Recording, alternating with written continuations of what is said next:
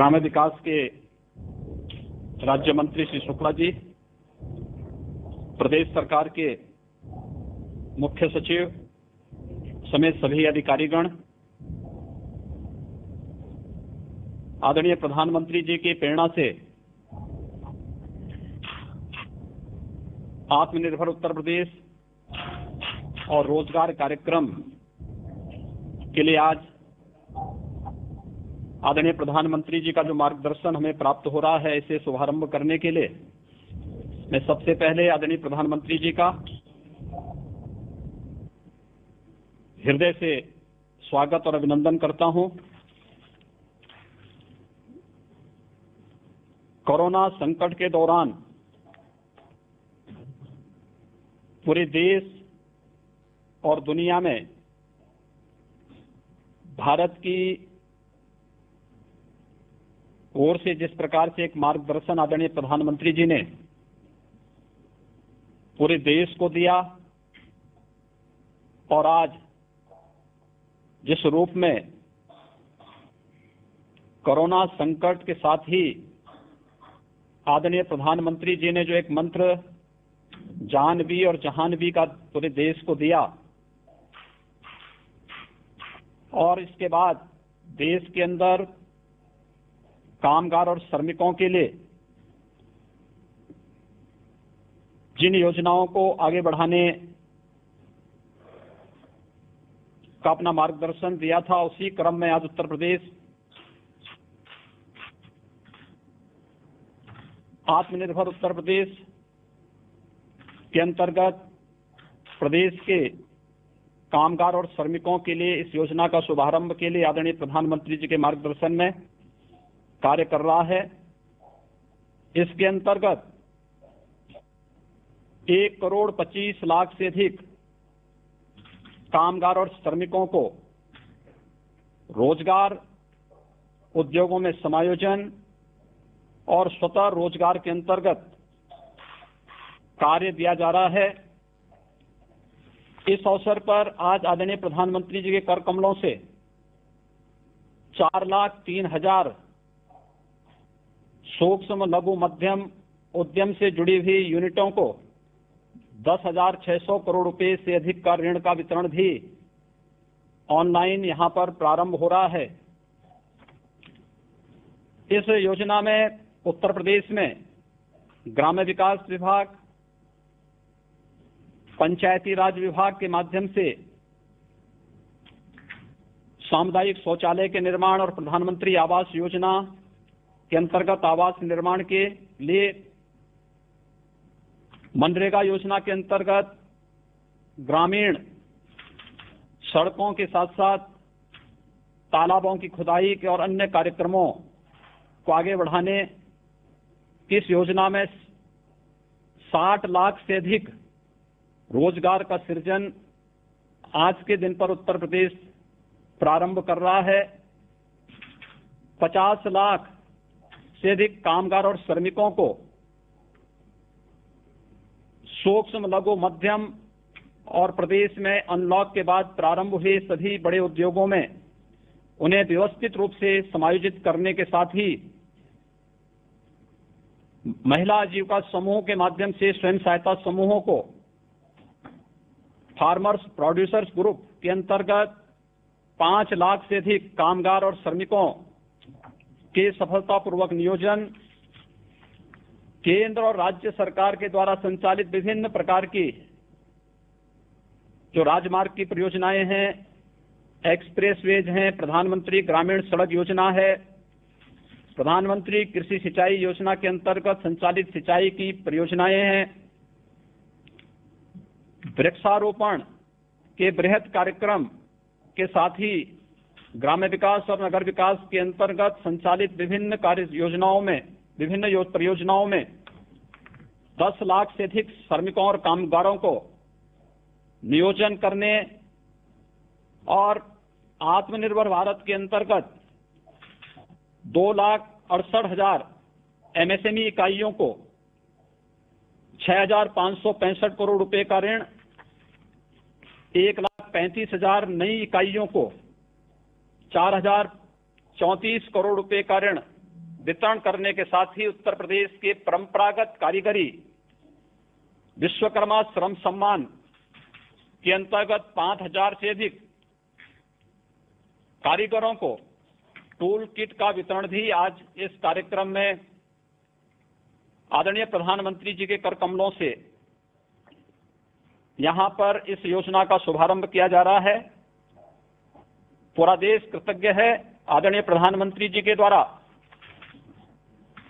वैश्विक महामारी के दौरान जो समयबद्ध ढंग से फैसला लिया गया और उसके उपरांत अकेले उत्तर प्रदेश में 35,92,000 से अधिक प्रवासी कामगार और श्रमिकों की सकुशल वापसी का कार्यक्रम जिस व्यवस्थित तरीके से श्रमिक एक्सप्रेस के माध्यम से संपन्न हुआ, इसके साथ ही आदरणीय प्रधानमंत्री जी ने शुरू से ही इस बारे में फोकस किया था कि इन सभी श्रमिकों का अगर स्किल मैपिंग भी समयबद्ध ढंग से हो जाए तो मुझे बताते हुए प्रसन्नता है कि प्रदेश में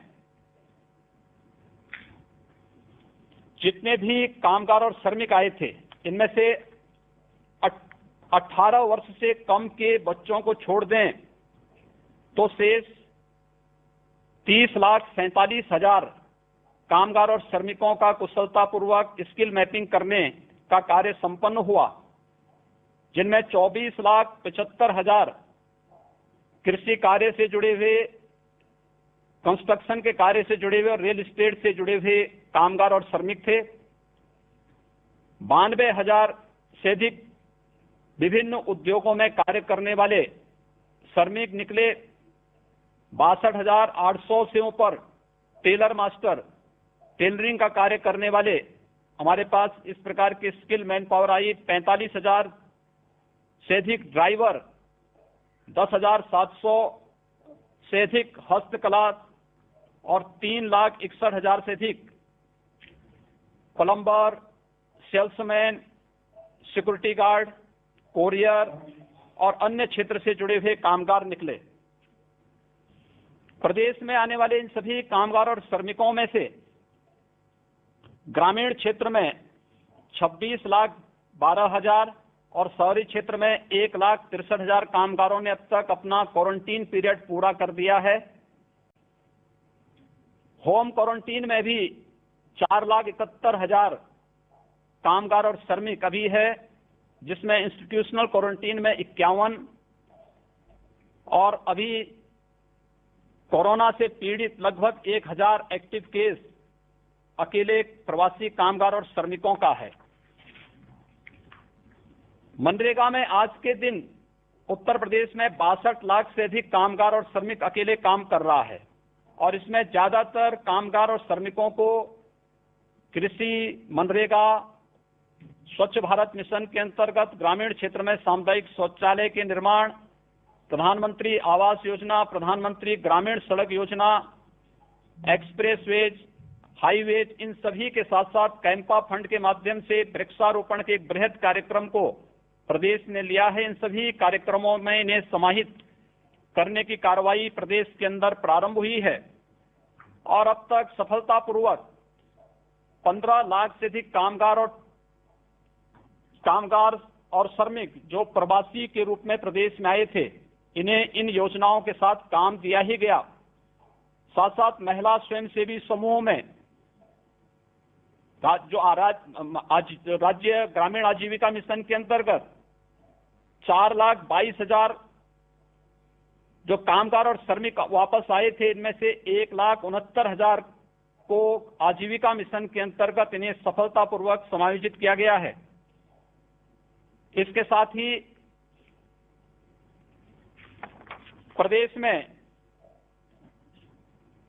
अनलॉक के बाद 7,80,000 सूक्ष्म, लघु, मध्यम उद्यम से जुड़े हुए उद्योगों को पुनः प्रारंभ करने में हमें सफलता प्राप्त हुई है और इन योजनाओं के अंतर्गत विभिन्न प्रकार के कार्यक्रमों को आगे बढ़ाते हुए आत्मनिर्भर भारत के अंतर्गत पहले चरण में 57,000 एमएसएमई इकाइयों को 2,002 करोड़ रुपए का ऋण वितरण ये पहले ही किया जा चुका है और सफलतापूर्वक उन सभी इकाइयों के द्वारा अपना कार्य का संचालन भी आज के दिन पर प्रारंभ किया जा रहा है। आज आदरणीय प्रधानमंत्री जी के कर कमलों से 5000 से अधिक कामगारों को टूल किट का भी वितरण हो रहा है। खासतौर पर इसमें वे जो टेलर मास्टर थे यहाँ प्रदेश में वापस आए, इसमें 1650 दर्जी या जरदोजी के कार्य से जुड़े हुए, जो टेलरिंग के कार्य से जुड़े हुए टेलर मास्टर हैं। 1088 धातु उद्योग, लोहार, सुनार आदि के कार्य से जुड़े हुए लोगों को, 250 सीसा उद्योग से, 120 दरी और कालीन उद्योग से जुड़े हुए, 1082 बढ़ई और फर्नीचर के कार्य से जुड़े हुए, 669 खाद्य प्रसंस्करण और हलवाई के कार्य से जुड़े हुए, 212 नाई, 137 टोकरी बुनकर, 120 माटी कला बोर्ड से जुड़े हुए कुम्हार, 95 राजमिस्त्री और 112 फुटवेयर की मरम्मत आदि के कार्य से जुड़े हुए कारीगरों को भी यहाँ पर टूल किट वितरण के एक बड़े कार्यक्रम को आज यहाँ पर प्रारंभ किया जा रहा है। आत्मनिर्भर भारत के अंतर्गत आदरणीय प्रधानमंत्री जी ने अनलॉक की कार्रवाई के बाद जो मार्गदर्शन पूरे देश को दिया, उसके अंतर्गत आज उत्तर प्रदेश में सफलतापूर्वक इतने बड़े पैमाने पर रोजगार, सेवायोजन और स्वतः रोजगार के कार्यक्रम को आगे बढ़ाया जा रहा है। होम क्वारंटीन का कार्यक्रम सफलतापूर्वक संपन्न होने के बाद बचे हुए जो कामगार और श्रमिक हैं, इनके लिए पर्याप्त मात्रा में रोजगार सृजन की आपके मार्गदर्शन में सभी संभावनाएं प्रदेश में मौजूद हैं और मैं इस बात के लिए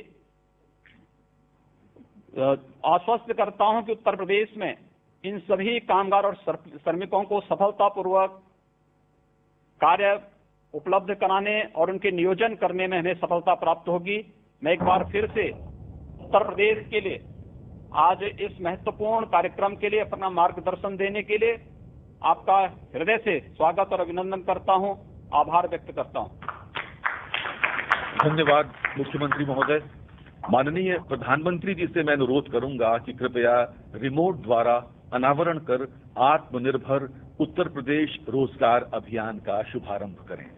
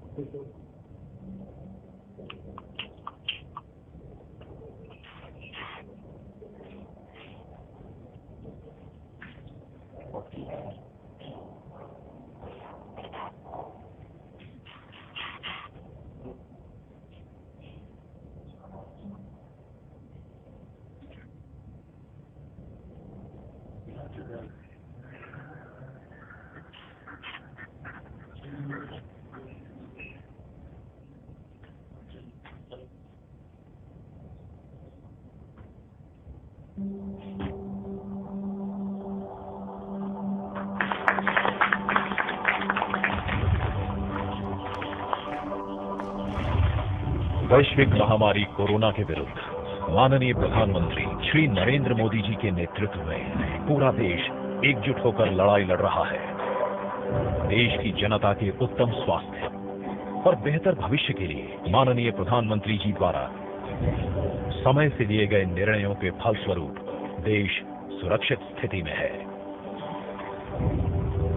माननीय मुख्यमंत्री योगी आदित्यनाथ जी ने श्रमिकों की सुरक्षित वापसी के लिए रेल मंत्रालय भारत सरकार से विशेष अनुरोध कर श्रमिक स्पेशल ट्रेनों का संचालन कराया और अन्य राज्यों से श्रमिकों की निशुल्क घर तक सुरक्षित वापसी कराई। संक्रमित या लक्षण वाले श्रमिकों को कोविड अस्पताल में भर्ती कराया गया। शेष श्रमिकों को राशन किट के साथ परिवहन निगम एवं प्राइवेट बसों द्वारा उनके गृह जनपदों में निगरानी समितियों की देखरेख में भेजा गया, जहां उनका दोबारा मेडिकल परीक्षण कराया गया। क्वारंटीन सेंटर में श्रमिकों एवं कामगारों की स्किल मैपिंग कर डेटाबेस तैयार किया गया। छूटे हुए श्रमिकों की स्किल मैपिंग कराई जा रही है। जिन श्रमिकों के पास होम क्वारंटीन की व्यवस्था नहीं थी, उन्हें क्वारंटीन सेंटरों में रखा गया, जहां खाने पीने और चिकित्सा की समुचित व्यवस्था की गई।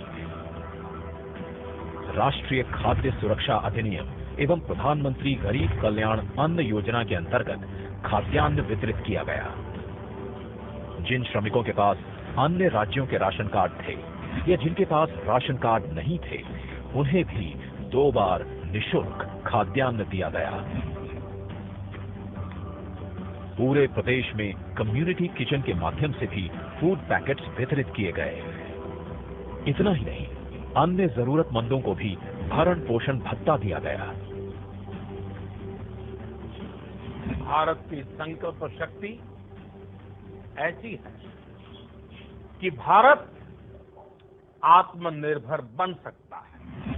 माननीय प्रधानमंत्री श्री नरेंद्र मोदी जी के आत्मनिर्भर भारत अभियान एवं चुनौतियों को अवसर में बदलने के उनके संदेश से प्रेरित होकर उत्तर प्रदेश सरकार श्रमिकों, कामगारों को उनके घर एवं आसपास ही रोजगार देने के लिए युद्ध स्तर पर काम कर रही है। मनरेगा में प्रतिदिन श्रमिकों को रोजगार मिल रहा है। मानव दिवस सृजन में प्रदेश का देश में प्रथम स्थान है। एमएसएमई सेक्टर में उत्तर प्रदेश प्रथम स्थान पर है। एमएसएमई सेक्टर में ग्रोथ और रोजगार की सबसे अधिक संभावनाएं हैं। बृहद एवं एमएसएमई क्षेत्र की इकाइयों में 7,80,000 से अधिक यूनिट्स क्रियाशील हो गई हैं। कोरोना महामारी के दौरान प्रदेश में नई उत्पादन इकाइयों की भी शुरुआत हुई, जिनके माध्यम से पीपीई किट, N95 मास्क और सैनिटाइजर का उत्पादन किया गया।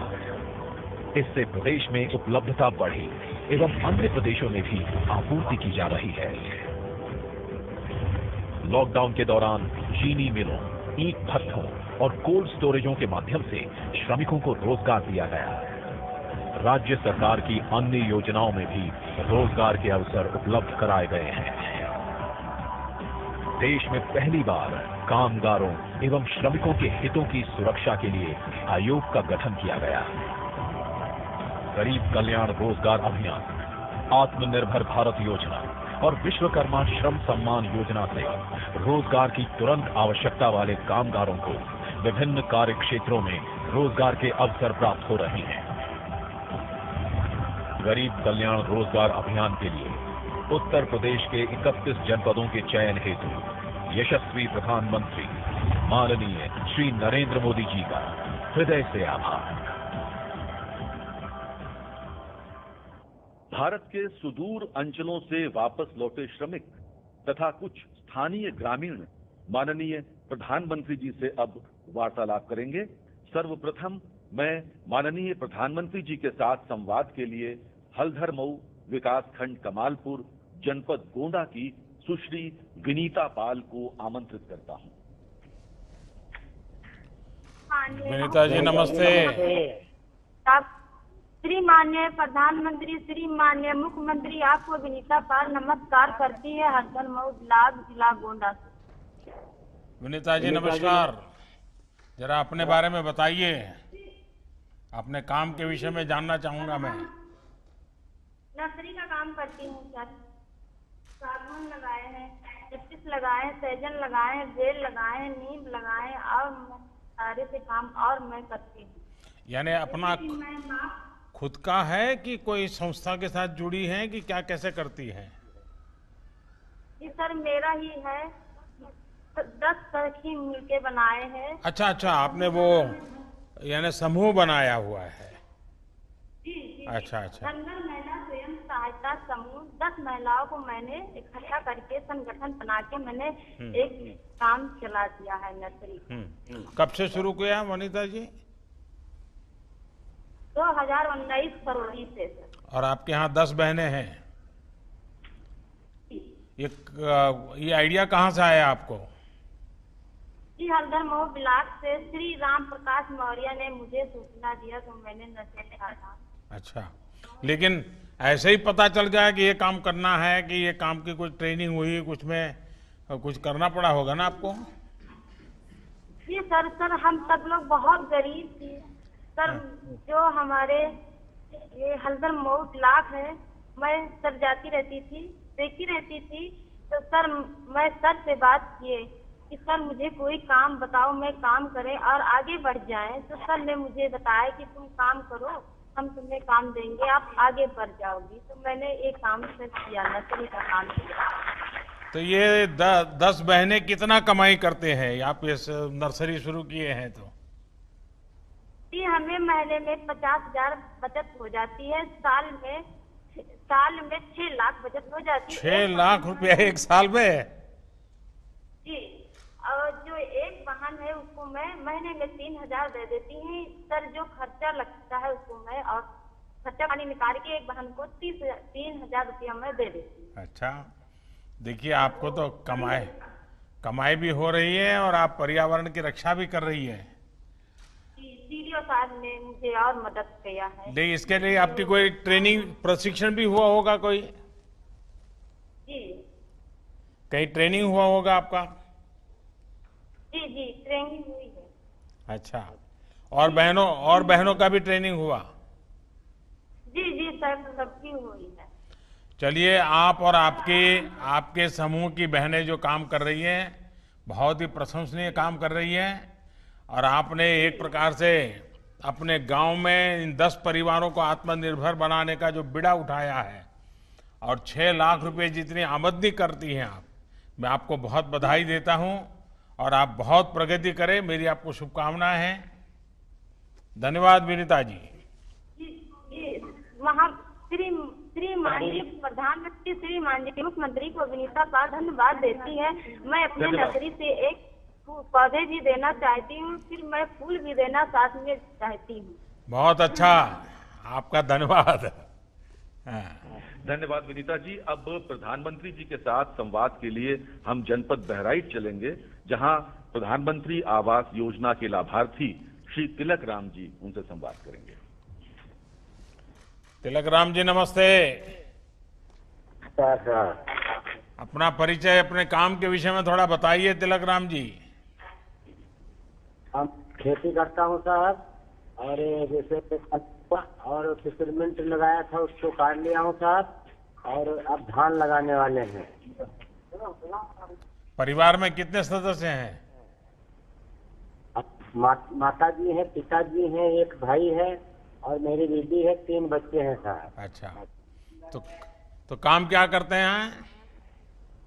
काम यही खेती बाड़ी का करता हूँ साहब। अच्छा, और नरेगा में काम करता हूँ साहब। ये पीछे बहुत बढ़िया मकान बन रहा है आपका, तो बड़ा तगड़ा, क्या बात है? आपने कहा है साहब, प्रधानमंत्री जी आपने दिया है। अच्छा, आपको सरकार का लाभ मिला है? उसी में बनवा रहा हूँ साहब। तो नीचे वाला बन गया, अभी ऊपर बना रहे हैं? हाँ, नीचे वाला साहब बन गया, स्लैब पर रही साहब। अच्छा। हाँ, तो ये प्रधानमंत्री आवास योजना का आपको लाभ मिला? हाँ, प्रधानमंत्री आवास योजना का मुझे लाभ मिला। तो पहले कहाँ रहते थे? पहले कहीं नहीं जाते थे, घर पे ही रहते थे साहब। यानी ऐसे ही झोपड़ी में? झोपड़ी पहले बहुत दिक्कत थी साहब, ना ये घर था, छपरा था, बारिश में बहुत दिक्कत होती थी और गर्मी में भी दिक्कत होती थी, लेकिन आपने दिया, बहुत अच्छा। अब है परिवार हमारे सुख से रहेगा। तो अभी तो घर वालों को पक्का मकान मिल गया, तो घर वालों की अपेक्षा भी बढ़ गई होगी? नहीं, बहुत अच्छा है, बहुत खुश है, पूरा परिवार बहुत खुश है। तभी मेहमान भी बहुत आते होंगे घर में? हाँ जी, अभी हाँ आते हैं साहब, पहले झोपड़ी में तो कोई मेहमान नहीं आता है, अभी तो मेहमान भी बहुत आते होंगे। हाँ साहब। अच्छा, बच्चों की पढ़ाई करवाते हो? हाँ साहब, बच्चों पर आप मुझे बताइए, आपको प्रधानमंत्री आवास मिला, आप प्रधानमंत्री को क्या दोगे? प्रधानमंत्री को भगवान से कहता हूँ खूब सुखी से रहे, वो सारी जिंदगी प्रधानमंत्री ही रहे। बस ऐसा ही कह दोगे क्या? खुद देंगे नहीं आप? कुछ देने की बात बोलो ना।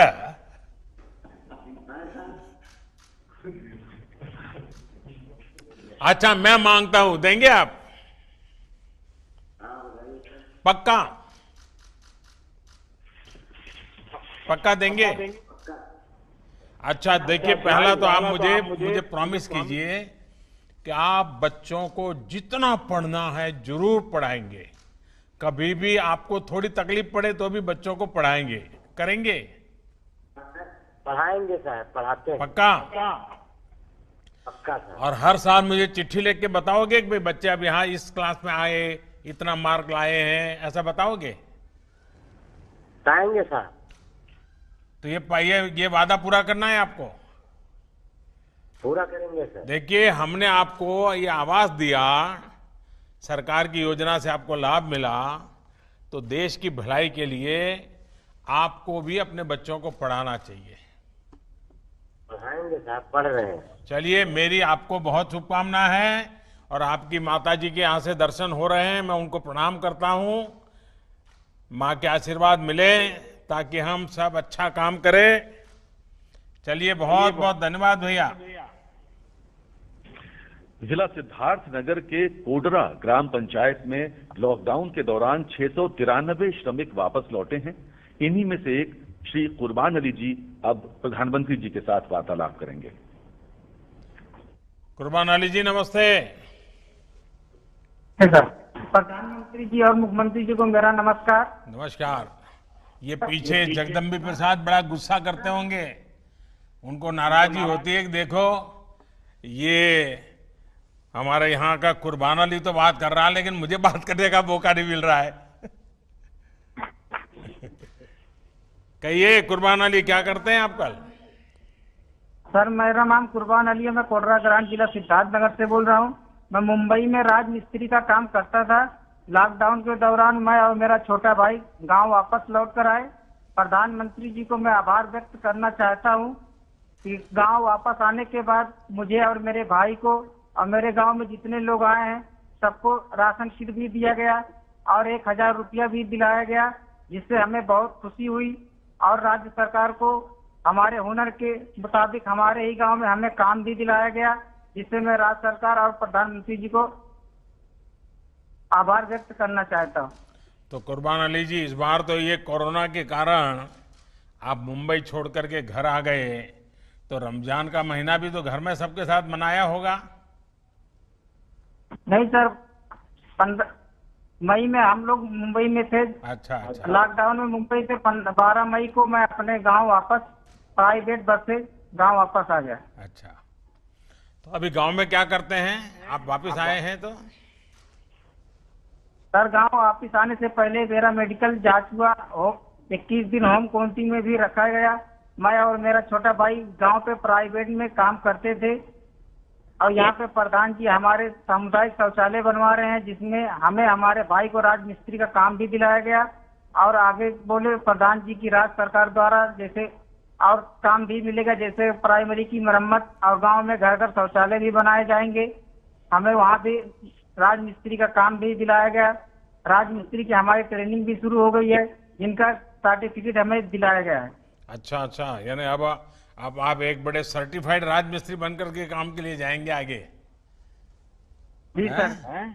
तो आप जब वहां थे और बीमारी की खबरें आई तो माँ बाप और सब रिश्तेदार सब बड़े चिंता में पड़ गए होंगे?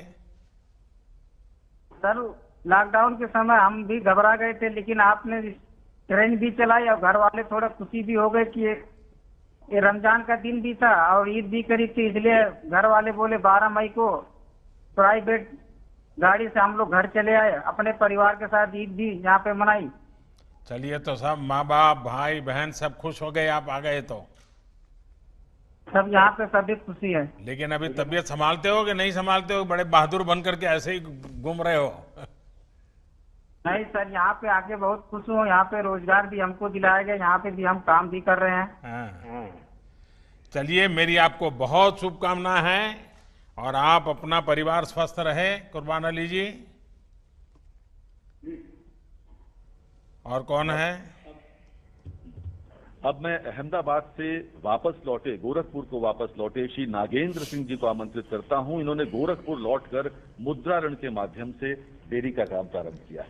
मतलब कि आप योगी जी के गांव के हैं और मेरे गांव में रहते थे। नमस्कार। नागेंद्र जी कहाँ रहते थे अहमदाबाद में? राजू नगर सर। हैं? राजू नगर। राजू नगर, अच्छा। जी सर। कितने साल रहे वहाँ? मेरे चाचा जी रहते हैं वहीं पर। अच्छा अच्छा, चाचा जी के पास रहते थे। जी सर। क्या काम करते थे वहाँ? स्टील बर्तन का काम सर। अच्छा, तो ये सीखा कहाँ आपने स्टील बर्तन का इतना बड़ा वो तो काम बड़ा महत्वपूर्ण होता है। सर वहीं चाचा के लड़के कराते थे, वहीं सिखाते थे। अच्छा अच्छा अच्छा। तो आप वापस कैसे आ गए? सर लॉकडाउन चल गया तो क्या करें वहाँ पर। अरे अहमदाबाद तो बहुत बढ़िया है। कंपनी बंद हो गई थी सर। अच्छा, यहाँ माँ भी चिंता करती होंगी, रिश्तेदार चिंता करते होंगे कि भाई बीमारी में तुम कहीं मत रहो, घर चले आओ, ऐसा हुआ होगा। इसलिए चले आए सर। हाँ। तो ये बीमारी का इतना डर कैसे लग गया? वैसे ही बीमारी है सर ये। तो अभी डर है कि अभी डर निकल गया? अभी पूरा डर है। अच्छा, तो अहमदाबाद से निकले कैसे आप? ट्रेन से सर। अच्छा, ये जो श्रमिक ट्रेन था उससे आ गए? जी सर। अच्छा, तो अब क्या मन करता है यहाँ? यहाँ सर हम यूपी बड़ौदा यूपी बैंक से हमने लोन लिया है सर। लोन लिया है आकर के? जी सर। किस रोजगार के लिए। किस चीज के लिए लोन लिया? डेयरी खोलने के लिए। अच्छा, कितना लोन लिया है? 1 लाख सर। 1 लाख रुपया? जी सर। तो आपको दे दिया बैंक वालों ने? हाँ सर। आपने डरा दिया होगा उनको कि मैं अहमदाबाद से आता हूँ, मोदी जी के गांव से आता हूँ, 1 लाख रुपया देना पड़ेगा, ऐसा किया था क्या? नहीं सर, पहले तो मैं लॉकडाउन में यहाँ तो प्राइमरी स्कूल में भी रहता था। हाँ, लॉकडाउन का पालन करके ही गया था। तो क्या किया 1 लाख रुपए का? मैंने भैंस खरीदा। भैंस खरीदा? तो जी क्या सर। क्या योजना क्या है आपकी? डेयरी का सर। डेयरी का? तो अभी भैंस दूध देती है? हाँ सर, देती है 10 किलो। कितना दूध बेचते हैं आप? 7 किलो दूध हम बेचते हैं सर। कितनी कमाई होती है? 365 रुपया। अच्छा, यानी हर दिन का 365 रुपया? जी सर। अच्छा, और वहाँ अहमदाबाद में कितना कमाते थे? वहाँ तो सर वही पड़ जाता था 8,000 7,000।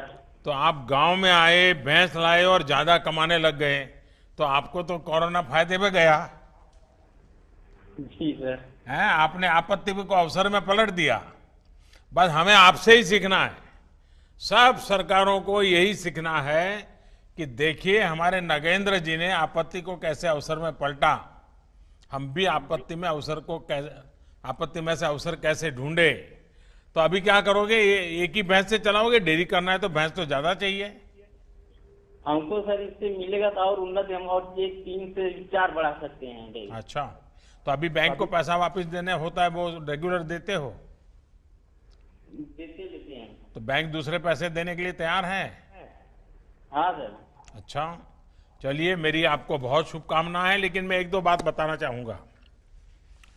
आपने भैंस रखी है, कभी कभी क्या होता है हमारे यहाँ क्या खिलाना उसका ज्ञान नहीं होता है, और ज्यादातर घर की महिलाएं ही ये पशुपालन करती हैं।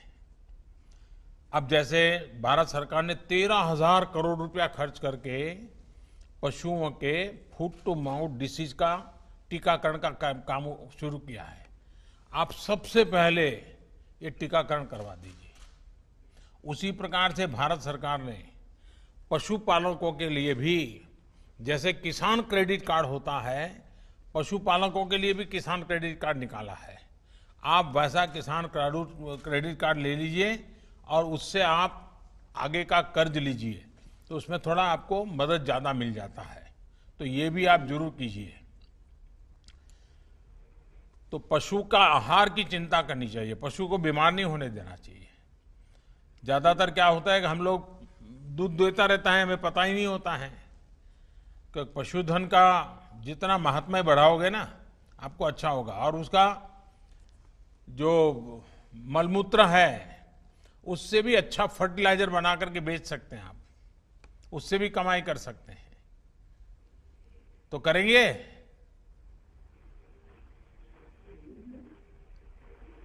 हाँ सर। सब कुछ सुनाई दिया कि नहीं सुनाई दिया? दिया है सर। अच्छा, वो करेंगे। चलिए, मेरी आपको बहुत शुभकामनाएं हैं, लेकिन तबीयत संभालना भैया इस हालात में। आइए, और कौन है? जालौन जिले के दीपू जी को संवाद के लिए आमंत्रित करता हूं।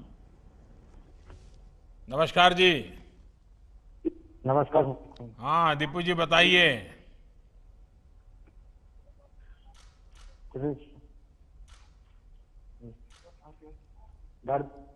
डकोर जालौन से। आपके यहाँ से आवाज कम आ रही है दीपू जी। डकोर जालौन से बोल रहा हूँ दीपू। हाँ, जालान से बोल रहे हैं। क्या कर रहे हैं दीपू जी? हैदराबाद में काम करते थे। हैदराबाद में? तो आपको तो दीपू गारू बोलना पड़ेगा। हैदराबाद में काम करते थे। तो आपको दीपू गारू बोलना पड़ेगा मुझे। लॉकडाउन की वजह से आ गया घर। नहीं दीपू जी, पहले मेरे एक सवाल का तो जवाब दीजिए। आप हैदराबाद में थे, आंध्र में थे, तो आपको तो अब दीपू गारू कहते होंगे लोग। सुनाई देता है आपको? हाँ सर। हाँ, अच्छा बताइए, क्या करते थे वहां? क्या करते थे? इंसुलेशन का काम करते थे सर। तो आगे कैसे, फिर आगे का क्या किया? और लॉकडाउन लग गया इसलिए सर गांव घर पर आ गया। और अभी यहाँ क्या कर रहे हैं? बुंदेलखंड एक्सप्रेस में काम कर रहा हूँ सर। अच्छा, तुरंत काम मिल गया आकर के? 1 महीने बाद मिला था सर। अच्छा, तो हैदराबाद में जितना कमाते थे उतना कमाते हैं कि कम कमाते हैं? नहीं, बराबर कमाते हैं सर। उधर बराबर कमाते हैं। उधर ही। हाँ सर। अच्छा, और ये सारे नियमों का पालन करते हैं? हाँ साहब, करते हैं। हाँ, देखिए, ये जो बुंदेलखंड एक्सप्रेस वे जो है ना, ये एक प्रकार से इस पूरे इलाके का भाग्य बदलने वाला है। क्योंकि इतना बड़ा एक्सप्रेस वे बनने के बाद वहां डिफेंस कॉरिडोर आने वाला है और नए नए उद्योग आने वाले हैं, और हमारा इलाका जो पानी के बिना तरस रहा था, वहां अब उद्योगों की शुरुआत हो जाएगी। तो अब आपको रोजी रोटी के लिए कहीं जाना पड़े ऐसी स्थिति नहीं बनेगी। और ये विश्व स्तरीय सड़क बन रही है। वहां के लोग पहले मिट्टी की सड़क के लिए कागज देते थे गांव के लोग, आज इतनी बढ़िया सड़क आपके यहाँ बन रही है। और मैं मानता हूं कि बुंदेलखंड का भाग्य बदल रहा है। चलिए दीपू गारू, आपको बहुत शुभकामनाएं भैया। जी सर, धन्यवाद। प्रधानमंत्री जी से वार्तालाप के क्रम के अंत में कबीरदास जी की नगरी संत कबीर नगर से 2 लाभार्थी माननीय प्रधानमंत्री जी से संवाद हेतु जुड़ रहे हैं। पहले श्री रामचंद्र जी को आमंत्रित करता हूं। रामचंद्र जी नमस्ते। प्रणाम। नमस्कार भैया, बताइए। मैं ओडीओपी के तहत जिला संत कबीर नगर का मैं एक अस्थायी निवासी हूं सर, और मुझे ओडीओपी के योजना के अंतर्गत मुझे 11 लाख रुपए का लोन स्वीकृत हुआ है। अच्छा, होजरी उद्योग के लिए सर। तो पहले से आप करते थे होजरी उद्योग? जी सर, छोटे रूप में करते थे। और उसमें अभी आपको 11 लाख रुपए मिल गया? जी। अच्छा, तो फिर आपको आश्चर्य हुआ होगा 11 लाख इतना बड़ा पैसा कैसे आ गया और क्या करेंगे, कैसा रहेगा? आश्चर्य हुआ, कब ऑनलाइन हुआ, कब मेरे खाते में आ गया, और इतना बड़ा मतलब मैं उद्योग को विस्तार कर दिया, बड़ा कर लिया। अभी क्या कर लिया आपने? 4 बाहर से आए थे कामगार लोग, उनको मैं अपने किए रख लिया हूँ। काम कराते 3 पहले के थे, 1 हमारे घर के हैं। तो 8 लोग काम करते हैं? 8 लोग। तो आप 8 लोगों का पेट भरते हैं? जी। वाह, चलिए, आपका ये जो स्वरोजगार और उद्यमशीलता को मैं बहुत बधाई देता हूं। और बैंक में से रेगुलर अच्छा पैसा जमा करना, लेना, कारोबार करोगे तो बहुत बड़े बन सकते हो। और दुनिया में जितने बड़े लोग बने हैं ना, सब छोटे से ही शुरू किया है जी। और जिन्होंने छोटे से शुरू किया वो सचमुच में बड़े बने हैं। जिनको विरासत में मिल जाता है वो तो लुढ़क जाते हैं कभी कभी। तो मैं आपको बहुत शुभकामनाएं देता हूं। और कौन है आपके साथ बात करने वाले? जी सर, प्रणाम। नमस्ते। नरेंद्र कुमार राय, ग्राम दुघरा, पोस्ट बनियाबाड़ी, जनपद संत कबीर नगर का निवासी जी। मेरा व्यापार सर बेकरी का है। बेकरी का काम है? कितने सालों से है? ये सर 6-7 साल से। तो पहले क्या करते थे बेकरी में? आप क्या क्या बनाते हैं? जी सर, मैं रस बनाता हूँ। अच्छा, हाँ, हो चाय के साथ लेते हैं। जी जी जी। हाँ, तो हम चाय वालों को तो मालूम है ना कि रस तो फिर क्या कर रहे हैं अभी? जी सर, वही बेकरी का विस्तार कर रहे हैं। प्रधानमंत्री रोजगार योजना के अंतर्गत जो लाभ मिला मुझको, उससे बेकरी विस्तार कर रहे हैं। और उसके बाद जो उनमें लेबरों और कामगारों की आवश्यकता है वो साफ भर रहे हैं। मेरे यहाँ बिहार के और बलरामपुर डिस्ट्रिक्ट की लेबर है। कितने लोग हैं आपके यहाँ? मेरे यहाँ सर पहले 10-12 थे, अब 12 और बढ़ रहे हैं। 24 लोगों को काम दे दिया आपने? जी जी सर। और ये जो श्रमिक वापिस आए उनमें से 12 को दिया? जी जी। तो आपका कारोबार बढ़ रहा है कि बस सेवा भाव से ही सबको काम दे रहे हो? सर कारोबार भी बढ़ रहा है, सेवा भाव भी हो रहा है। हाँ, कहीं ऐसा ना हो कि घर का कारोबार रह जाए और आप सबको काम दे दो और फिर घर में कोई खाना ही न दे आपको। तो अच्छे से काम हो रहा है? बाजार में सब चीजें डेली रोज ताजा बिकता है माल आपका डेली की पैकेजिंग करके बाहर बेचते हैं? मैं पैकिंग करके जिले में और पड़ोसी जिले में, अच्छा। पड़ोसी जिले में इतने तक में बिक जाता है मेरा। चलिए, मेरी आप सबको बहुत शुभकामना है भैया।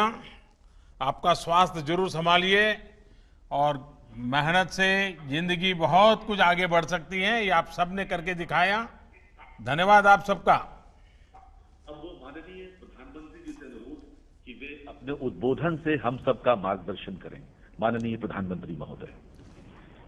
साथियों नमस्कार। मुझे आप सबसे बात करने का मौका मिला और जितना लोगों से बात करते हैं हर बार नई नई चीजें जानने को मिलती है। और हम सभी ने, अगर हम सोचेंगे अपने अपने जीवन के विषय में, अपने व्यक्तिगत जीवन में अनेक उतार चढ़ाव हम सब ने देखे हैं। हमारे सामाजिक जीवन में भी गांव में, शहर में अलग अलग तरह की कठिनाइयां आती ही रहती हैं। अब देखिए, कल बिजली गिर गई बिहार में, उत्तर प्रदेश में कितने लोगों को जान चली गई। लेकिन ये किसी ने नहीं सोचा था कि पूरी दुनिया पर, पूरी मानव जाति पर एक साथ एक ही तरह का इतना बड़ा संकट आ जाएगा। एक ऐसा संकट जिसमें चाहकर भी लोग दूसरों की पूरी तरह मदद नहीं कर पा रहे हैं। इस दौरान शायद ही कोई ऐसा होगा जिसको कोई परेशानी न हुई हो।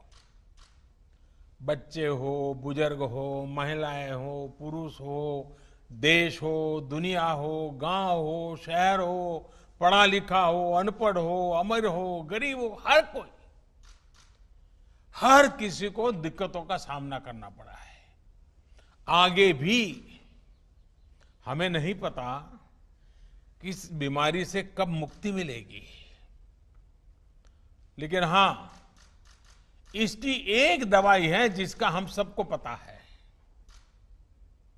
और ये दवाई है 2 गज की दूरी। ये दवाई है मुंह ढकना, फेस कवर या गमछे का इस्तेमाल करना। जब तक कोरोना की वैक्सीन नहीं बनती है, टीका नहीं बनता है, हम इसी दवाई से इस कोरोना से रोक पाएंगे। साथियों, आज जब आप सभी मुझसे बात कर रहे हैं और मैं देख रहा था कि आपके चेहरे पर खुशी है, आपके आंखों के भाव, आपका अपनापन मैं अनुभव कर रहा था और सारा देश देखता है।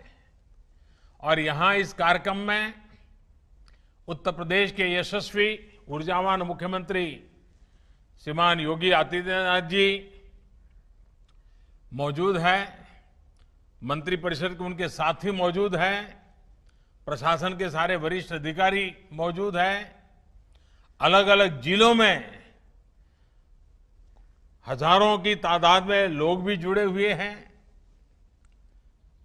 देखिए भाइयों बहनों, श्रम की जो ताकत होती है वो हम सभी ने महसूस की है।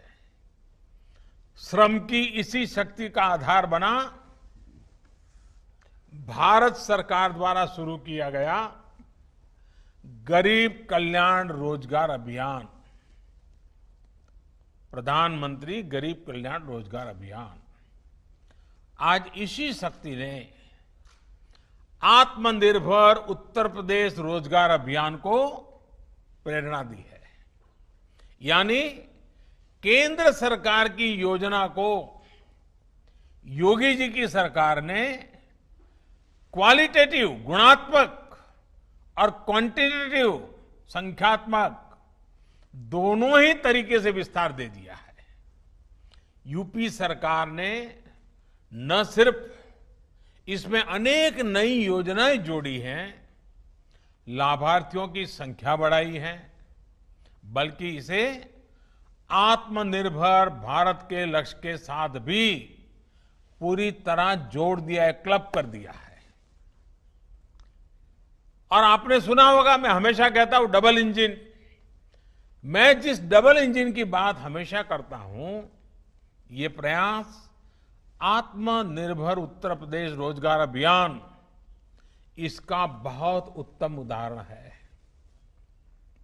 और मुझे पूरा विश्वास है कि योगी जी के नेतृत्व में जिस तरह आपदा को अवसर में बदला गया है, जिस तरह योगी जी और उनकी पूरी टीम जी जान से जुटे हैं, देश के अन्य राज्यों को भी इस योजना से बहुत कुछ सीखने को मिलेगा। हर कोई इससे प्रेरणा पाएंगे। मुझे उम्मीद है कि अन्य राज्य भी अपने यहां ऐसी योजनाएं लेकर आएंगे। और मैं तो यूपी का सांसद हूं। जब उत्तर प्रदेश में इस प्रकार से अच्छे काम होते हैं तो मुझे जरा ज्यादा ही आनंद होता है, क्योंकि वहां के लोगों की मेरी भी जिम्मेवारी है। साथियों, संकट के समय जो साहस दिखाता है, सूझबूझ दिखाता है, सफलता उसी को मिलती है। आज जब दुनिया में कोरोना का इतना बड़ा संकट है, तब उत्तर प्रदेश ने जो साहस दिखाया, जो सूझबूझ दिखाई, जो सफलता पाई, जिस तरह कोरोना से मोर्चा लिया, जिस तरह स्थितियों को संभाला, मैं सच कहता हूं अभूतपूर्व है, प्रशंसनीय है। इसके लिए मैं उत्तर प्रदेश के 24 करोड़ नागरिकों की सराहना करता हूं। इन उत्तर प्रदेश के सभी मेरे भाइयों बहनों को मैं आज विशेष रूप से नमन करता हूं। आपने जो काम किया है वो पूरी दुनिया के लिए एक मिसाल है। उत्तर प्रदेश के आंकड़ों में दुनिया के बड़े बड़े एक्सपर्ट्स को चकित कर देने की अद्भुत क्षमता है। चाहे यूपी के डॉक्टर हो, पैरामेडिकल स्टाफ हो, सफाई कर्मचारी हो, पुलिस कर्मी हो, आशा आंगनवाड़ी कार्यकर्ता हो, बैंक और पोस्ट ऑफिस के साथी हो, परिवहन विभाग के साथी हो, श्रमिक साथी हो। ये लिस्ट इतनी लंबी है, शायद मैं सबके नाम बोल नहीं पाऊंगा, लेकिन हर किसी ने पूरी निष्ठा से साथ अपना योगदान दिया है।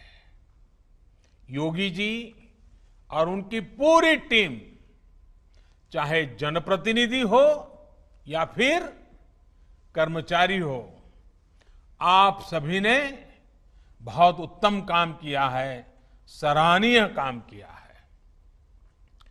आप सभी ने मिलकर यूपी को जिस मुश्किल स्थिति में संभाला है, आने वाले अनेक वर्षों तक उत्तर प्रदेश के हर बच्चा, हर परिवार इसको बड़े गर्वपूर्वक याद करेगा, आने वाली पीढ़ियां याद करेगी। साथियों, उत्तर प्रदेश के प्रयास और उपलब्धियां इसलिए विराट हैं क्योंकि ये सिर्फ एक राज्य भर नहीं है। अगर 24 करोड़ की जनता की बात करें तो ये हमारा उत्तर प्रदेश दुनिया के कई देशों से बड़ा राज्य है।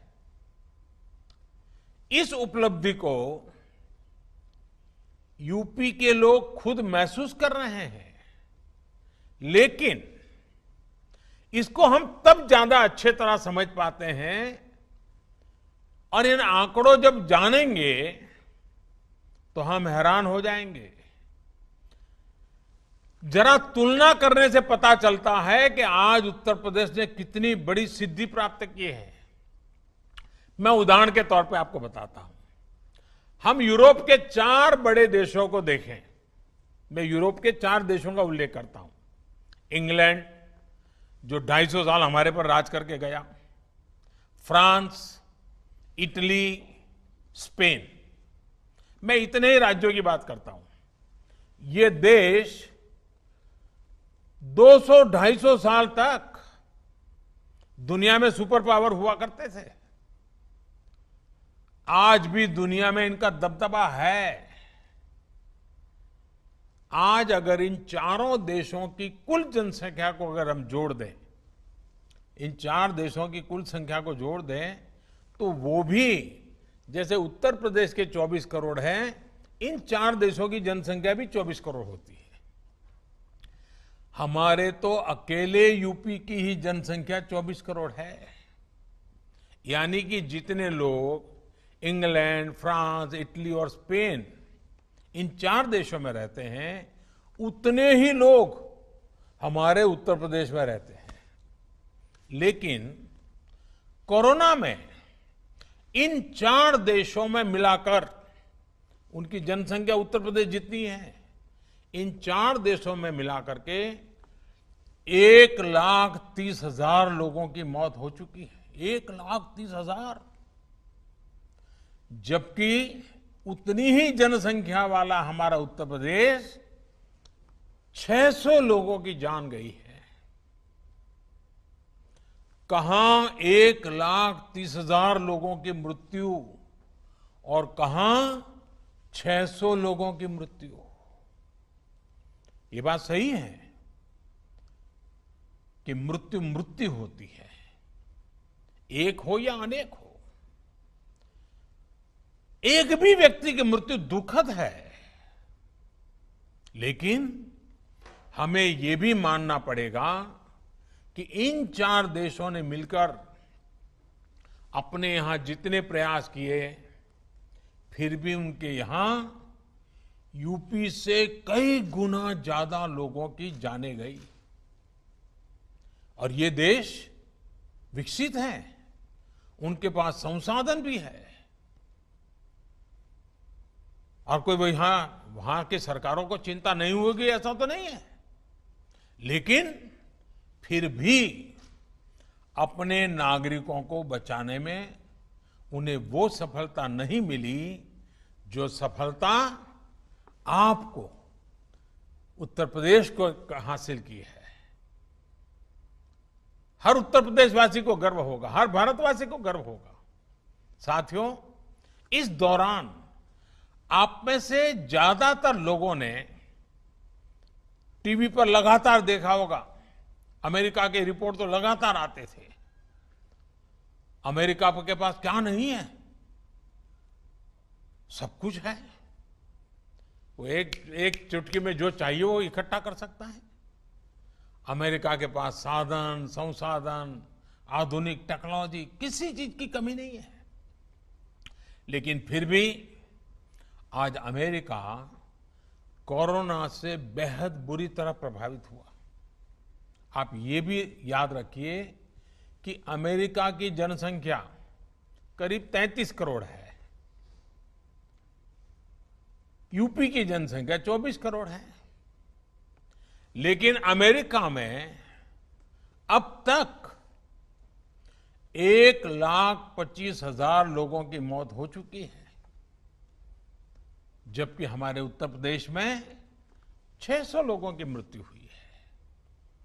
अगर योगी जी ने और उत्तर प्रदेश के उनके सभी साथियों ने, उत्तर प्रदेश की सरकार ने सही से तैयारी नहीं की होती, अगर यूपी में भी अमेरिका की तरह ही तबाही मची होती, तो आज उत्तर प्रदेश में 600 नहीं 85,000 लोगों की जान जा सकती थी।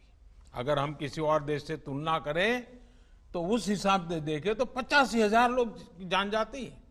लेकिन जो मेहनत यूपी की सरकार ने की है, हम कह सकते हैं कि एक प्रकार से अब तक कम से कम 85,000 लोगों का जीवन बचाने में वो कामयाब हुई है। आज अगर हम अपने नागरिकों का जीवन बचा पा रहे हैं तो ये भी अपने आप में एक संतोष का विषय है और देश का आत्मविश्वास भी उसके कारण बढ़ता है। लेकिन मैं एक पुरानी घटना को जरूर आज उल्लेख करना चाहूंगा।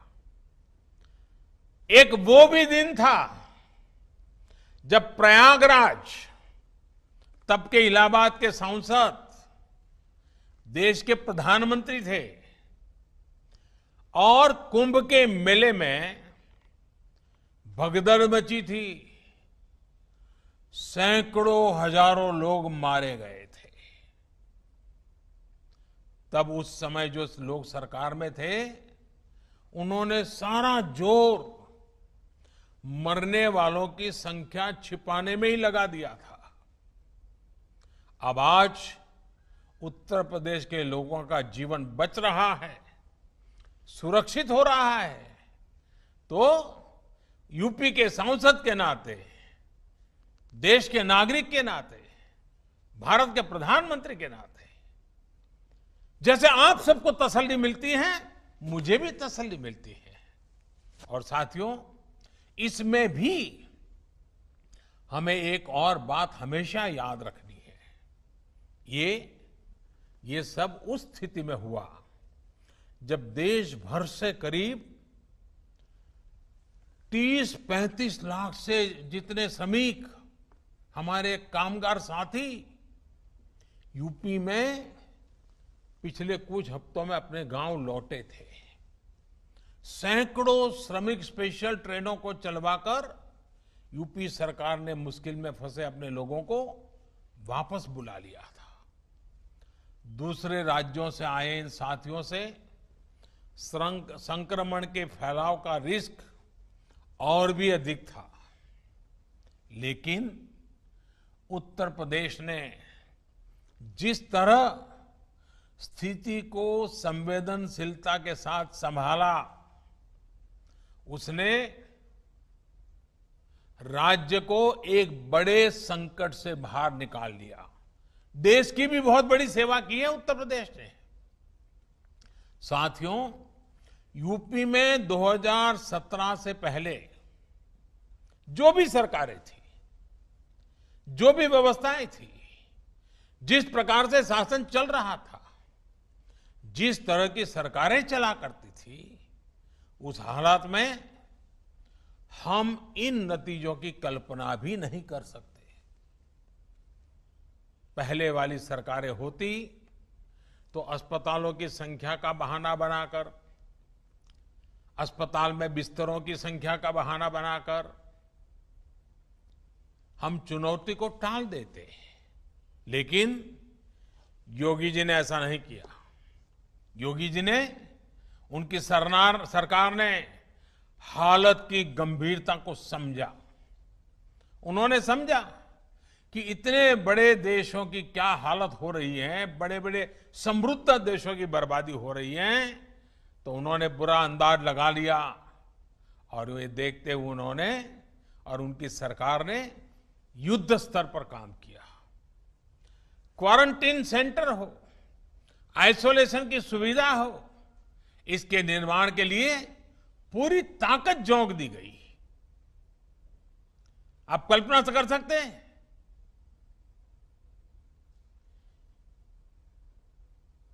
उनके पिताजी का स्वर्गवास हुआ हो, पिताजी के अंत्येष्टि में जाने के बजाय ये उत्तर प्रदेश के लोगों के लिए जिंदगी खपाने वाले योगी जी इस कोरोना से बचाने के लिए आपके साथ जुटे रहे। मैं योगी जी को अभिनंदन करता हूं, उनका नमन करता हूं। उत्तर प्रदेश के लोगों के लिए इतनी संवेदनशीलता। भाइयों बहनों, जो श्रमिक बाहर से आ रहे थे, उनके लिए बहुत ही कम समय में लगभग 60,000 ग्रामीण निगरानी समितियों का गठन किया गया। यह अपने आप में बहुत बड़ी बात है। जन भागीदारी, जनता को जोड़ दिया। 60,000 निगरानी समितियां बना देना। इन समितियों ने गांवों में क्वारंटीन की व्यवस्था विकसित करने में बहुत बड़ी मदद की। मैं सभी निगरानी समितियों के लोगों का बधाई करता हूं, उनका अभिनंदन करता हूं। सिर्फ 2-2.5 महीने के भीतर ही यूपी में कोरोना के मरीजों के इलाज के लिए अस्पतालों में 1 लाख बिस्तर भी तैयार कर दिए गए। साथियों, लॉकडाउन के दौरान गरीबों को भोजन की दिक्कत न हो, इसके लिए जिस तरह उत्तर प्रदेश सरकार ने काम किया है वो अभूतपूर्व है। प्रधानमंत्री गरीब कल्याण अन्न योजना के तहत यूपी ने बहुत तेजी से गरीबों और गांव लौटे श्रमिक साथियों तक मुफ्त राशन पहुंचाया। यानी ये इंतजाम किया कि 15 करोड़ गरीबों को भोजन की दिक्कत न हो, कोई भूखा न सोए। ये संवेदनशीलता के साथ काम किया गया। इस दौरान यूपी में गरीबों को 42 लाख मैट्रिक टन खाद्यान्न बांटा गया, अनाज बांटा गया। जिनके पास राशन कार्ड नहीं था, उनके लिए भी यूपी सरकार ने सरकारी राशन की दुकान के दरवाजे खोल दिए। इतना ही नहीं, उत्तर प्रदेश के 3.25 करोड़ गरीब महिलाओं के जनधन खाते में लगभग 5,000 करोड़ रुपए सीधे ट्रांसफर किए गए। आजादी के बाद के इतिहास में संभवतः किसी सरकार ने इतने बड़े पैमाने पर गरीबों की मदद नहीं की है। साथियों, भारत को आत्मनिर्भरता के रास्ते पर तेज गति से ले जाने का अभियान या फिर गरीब कल्याण रोजगार अभियान हो, उत्तर प्रदेश यहां भी बहुत आगे चल रहा है। गरीब कल्याण रोजगार अभियान के तहत श्रमिकों को आय के साधन बढ़ाने के लिए गांवों में अनेक प्रकार के कार्य शुरू करवाए जा रहे हैं। गरीबों के लिए पक्के घर का निर्माण हो, सामूहिक शौचालय कम्युनिटी टॉयलेट का निर्माण हो, पंचायत भवनों का काम हो, कुएं तालाब बनाना, सड़कें बनाना, इंटरनेट की लाइनें बिछाना, ऐसे 25 कामों की लिस्ट केंद्र सरकार ने बनाई है। आज इसको विस्तार देते हुए इसमें आत्मनिर्भर भारत अभियान को भी शामिल करते हुए उत्तर प्रदेश ने सीधे करीब करीब 1.25 करोड़ श्रमिक और कामगार साथियों को रोजगार देने का बीड़ा उठाया है, प्रयास किया है। इसमें से करीब 60 लाख लोग को गांव के विकास में जुड़ी योजनाओं में तो करीब 40 लाख लोगों को छोटे उद्योग यानी एमएसएमई में रोजगार दिया जा रहा है। इसके अलावा स्वरोजगार के लिए हजारों उद्यमियों को मुद्रा योजना के तहत करीब 10,000 करोड़ रुपए का ऋण आवंटित किया गया है। ऋण के साथ साथ आज हजारों हस्तशिल्पियों को आधुनिक मशीनें और उनके काम के लिए जो जरूरी ऐसी टूल किट भी दी गई है। इससे हस्तशिल्पियों का काम भी बढ़ेगा और उनको सुविधा भी मिलेगी। मैं सभी लाभार्थियों को, रोजगार पाने वाले को फिर से बहुत बहुत बधाई देता हूं। साथियों, उत्तर प्रदेश के सांसद होने के नाते मैं भी इस समय हर बार लगातार योगी जी के साथ संपर्क में रहता था। काशी के लिए बातें करता था, लेकिन पूरे उत्तर प्रदेश की बातें भी सुनता था। 1.25 करोड़ कामगारों की, कर्मचारियों की पहचान करना, 30 लाख से ज्यादा श्रमिकों के कौशल का, अनुभव का डेटा तैयार करना और उनके रोजगार की समुचित व्यवस्था करना, ये दिखाता है कि उत्तर प्रदेश सरकार और उसके सभी मुलाजिम, सभी बाबू कितनी तैयारी की है, कितनी सघन रूप से तैयारी की है, कितनी व्यापक रूप से तैयारी की है। यूपी की एक जनपद एक उत्पाद योजना तो पहले से ही स्थानीय उत्पादों को बढ़ावा दे रही है, उनको एक बड़ा बाजार दे रही है। अब आत्मनिर्भर भारत अभियान के तहत जब पूरे देश में ऐसे स्थानीय उत्पादों को बढ़ावा देने के लिए उद्योगों के क्लस्टर बनाए जा रहे हैं, तब उत्तर प्रदेश को बहुत अधिक लाभ होगा। इससे कपड़ों के, सिल्क के, लेदर के, पीतल के ऐसे जो अनेक औद्योगिक क्लस्टर है, उनको बल मिलेगा, नया बाजार मिलेगा। साथियों, आत्मनिर्भर भारत अभियान का बहुत बड़ा लाभ उत्तर प्रदेश के किसानों को होगा। किसानों के हित में, छोटे व्यापारियों के हित में दशकों से 3 बड़े सुधारों की मांग निरंतर हो रही थी। अब जो 3 कानून केंद्र सरकार लेकर आई है, उनसे किसानों को मंडी से बाहर भी अपनी उपज बेचने का अधिकार मिल गया है। यदि हमारा किसान जहां बेहतर दाम मिलेगा, वहीं पर किसान अपना सामान बेचेगा। दूसरा, अब किसान अगर चाहे तो अब बुआई के समय ही अपनी फसल का दाम तय कर सकता है। अब आलू की फसल पैदा करने वाला किसान चिप्स बनाने वाले उद्योग के साथ, आम लगाने वाला किसान मैंगो जूस बनाने वाले के साथ टमाटर की खेती वाला किसान टमाटर का सॉस बनाने वाले के साथ बुआई के समय ही समझौता कर सकता है, जिससे उसको दाम घटने की चिंता से मुक्ति मिल जाएगी। साथियों, इसके अलावा हमारे पशुपालकों के लिए अनेक नए कदम उठाए जा रहे हैं। 2 दिन पहले ही पशुपालकों और डेयरी सेक्टर के लिए 15,000 करोड़ रुपए का एक विशेष इंफ्रास्ट्रक्चर फंड बनाया गया है। इससे करीब 1 करोड़ और नए किसानों, पशुपालकों को डेयरी सेक्टर से जोड़ा जाएगा। डेयरी से जुड़ी नई सुविधाएं तैयार की जाएगी। अनुमान है कि आने वाले समय में इससे गांवों में लगभग 35 लाख नए रोजगार तैयार होंगे। परसों ही केंद्र सरकार ने यूपी में टूरिज्म को बढ़ावा देने के लिए एक और अहम फैसला लिया है।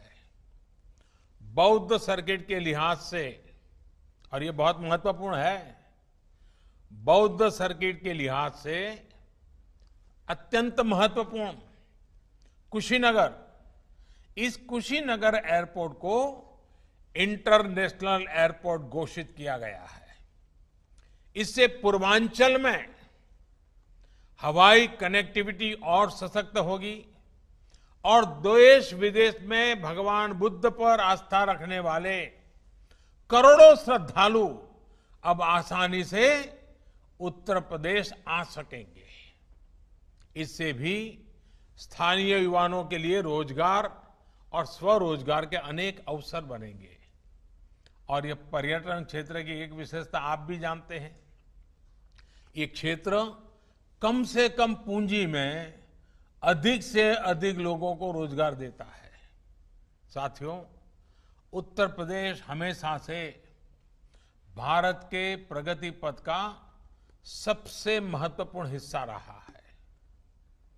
गांव, गरीब और देश को सशक्त करने के जिस मिशन को लेकर के हम चले हैं, उसमें उत्तर प्रदेश का योगदान यहां बीजेपी की सरकार आने के बाद अब लगातार बढ़ रहा है। बीते 3-3.5 वर्षों में हर बड़ी योजना पर उत्तर प्रदेश ने तेज गति से काम किया है। सिर्फ 3 साल में यूपी में गरीबों के लिए 30 लाख से ज्यादा पक्के घर बनाए गए हैं। सिर्फ 3 साल की मेहनत से यूपी ने खुद को खुले में शौच से मुक्त घोषित किया है। सिर्फ 3 साल में पारदर्शी तरीके से यूपी ने 3 लाख नौजवानों को सरकारी नौकरी दी है। सिर्फ 3 साल के प्रयासों से यूपी में माता मृत्यु दर में 30% की गिरावट आई है। साथियों, बरसों से पूर्वांचल में एन्सेफेलाइटिस महामारी की तरह ये कहर बरपाती थी। अनेक नवजात शिशुओं की दुखद मृत्यु इस बीमारी से हो जाती थी। अब यूपी सरकार के प्रयासों से इस बीमारी के मरीजों की संख्या तो कम हुई है, मृत्यु दर में भी 90% तक की कमी आई है। इसके अलावा मेडिकल कॉलेज हो या फिर आयुष्मान भारत अभियान के तहत दूसरी सुविधाएं, इससे भी यूपी ने प्रशंसनीय काम किया है। बिजली, पानी, सड़क, ऐसी अनेक बुनियादी सुविधाओं में अभूतपूर्व सुधार हुआ है। नई सड़कों और एक्सप्रेसवे के निर्माण में यूपी आगे चल रहा है। और सबसे बड़ी बात यह है कि आज उत्तर प्रदेश में शांति है, कानून का राज कायम हो रहा है। यही कारण है कि उत्तर प्रदेश पर पूरी दुनिया के निवेशकों, इन्वेस्टर्स को अब उत्तर प्रदेश भाने लगा है, उनकी नजर है वहां। सरकार देशी और विदेशी निवेश को आकर्षित करने के लिए जो भी कदम उठा रही है, उसका बहुत बड़ा लाभ यूपी उठा रहा है।